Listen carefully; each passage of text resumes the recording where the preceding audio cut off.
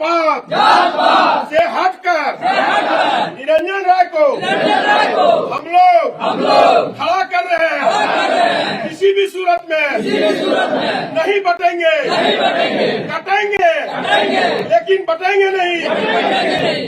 भाजपा का पहले ही परिवार थे, आज भी हैं और कल भी रहेंगे। कल भी थे, आज भी हैं, कल भी रहेंगे। कटेंगे लेकिन बटेंगे नहीं। माता की सौगंध खाते हैं। हम सौगंध लेते हैं, किसी भी सूरत में जात पात से हटकर हम लोग निरंजन राय को खड़ा कर रहे हैं। किसी भी हालत में नहीं बटेंगे, कटेंगे लेकिन बटेंगे नहीं। माँ की सौगंध खाते हैं। किसी भी सूरत में नहीं बटेंगे, कटेंगे लेकिन बटेंगे नहीं। माता की सौगंध खाते हैं।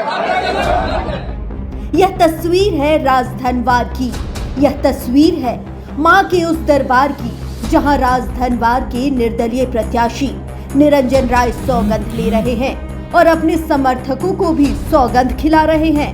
यह सौगंध है कि कटेंगे लेकिन बटेंगे नहीं और हम लोग एकजुट होकर निरंजन राय को खड़ा करेंगे। जात पात से हटकर निरंजन राय को हम लोग खड़ा कर रहे हैं। किसी भी सूरत में नहीं बटेंगे। लेकिन वही निरंजन राय अब भाजपा में शामिल हो गए हैं। कल तक जो सौगंध खा रहे थे और खिला रहे थे, आज वही निरंजन राय हेलीकॉप्टर में बैठकर अपने गांव से भाजपा नेताओं के साथ रवाना हो गए। गिरिडीह में देश के गृह मंत्री अमित शाह की सभा में उन्होंने भाजपा का दामन थाम लिया। आज चर्चा निरंजन राय के पलटीमार रुख की और उनके समर्थकों की नाराजगी पर होगी। तारीख 16 नवंबर, समय तकरीबन सुबह 10 बजे, स्थान धनवार का पपीलो गांव जहां निरंजन राय का घर है। भाजपा नेताओं का हेलीकॉप्टर गांव में उतरता है। असम के मुख्यमंत्री हिमंता बिस्वा शर्मा और सांसद निशिकांत दुबे उनके घर पहुंचते हैं। समर्थकों को समझ नहीं आ रहा था कि आखिर चल क्या रहा है। लगभग 1.5 घंटे तक निरंजन राय के घर के बाहर समर्थकों ने जमकर नारेबाजी की।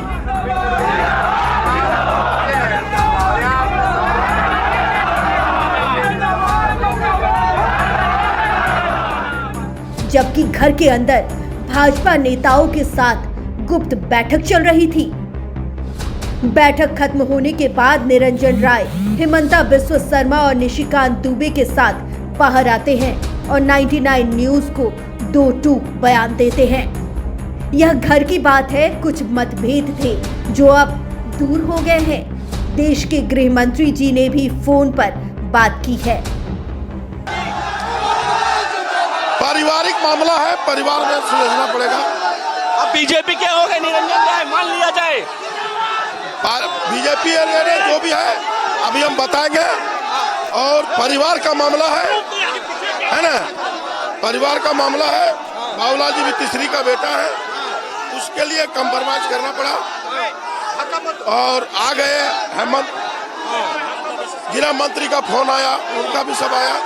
बाबूलाल जी का एक बात हुआ, सीएम आए और तीसरी का बेटा है। बाबूलाल जी को एक चांस देने के लिए बोला गया और घर का लड़ाई था, इसलिए समझौता करने के लिए नहीं हो रहा है। इसके बाद अब असम के मुख्यमंत्री और सांसद के साथ कार में बैठकर वो रवाना हो जाते हैं। खबर आती है कि वह भाजपा नेताओं के साथ हेलीकॉप्टर में चले गए। इधर उनके घर के बाहर समर्थकों ने नाराजगी में नारेबाजी जारी रखी। नाराजगी इतनी बढ़ी कि समर्थकों ने ऐलान कर दिया, निरंजन राय भाजपा में चले गए, लेकिन जनता भाजपा के साथ नहीं गई है।